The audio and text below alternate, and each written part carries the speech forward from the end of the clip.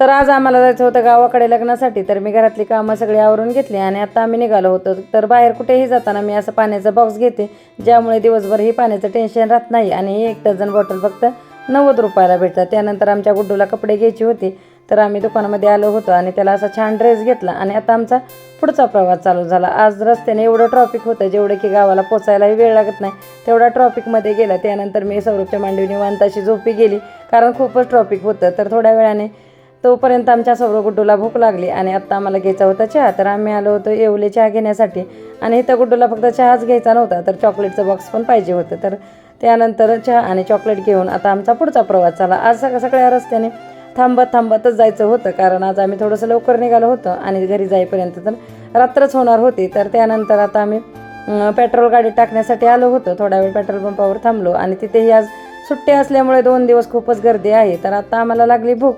तर भिगवणमध्ये तुम्हाला माहितीच असेल कोणतं स्पेशल जेवण भेटतं, तर आम्ही आलो होतो भिगवणमध्ये जेवण्यासाठी आणि तिथंही जेवण केलं आणि त्यानंतर आता पुढचा प्रवास. आणि आत्ता आम्हाला येता येता रात्र झाली होती, कारण खूपच सुट्ट्यांमुळे गर्दी होती आणि त्यानंतर कुल्फीही एन्जॉय करत आता आमचा पुढचा प्रवास झाला.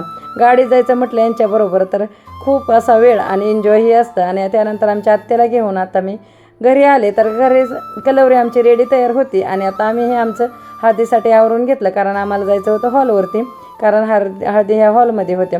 तर त्यानंतर आमचं सगळं आवरून आम्ही बहिणीला घेऊन आता यांच्यासोबत आलो होतो हळदी हॉलवर. तर हळदीच्या जाण्यापूर्वीच आधी आम्ही निवांत जेवण केलं. सगळ्यांनी जेवण झाल्यानंतर आता हळदीचा कार्यक्रम चालू झाला. हळदीच्या कार्यक्रमामध्ये तर नवरी आणि नवरदेवापेक्षा वराडी मंडळीला जास्त हळदी लावायचं चालू होतं आणि खूपच सुंदर नवरी ही दिसत होती. आणि आमचा हा कलवरा हर्षद, कारण आज काजल आणि हर्षद ही मानाचे कलवरे आहेत आणि खूपच सुंदर दिसत होते दोघेही. त्यानंतर आम्ही हळदी लावले आणि एकमेकांनाही लावले.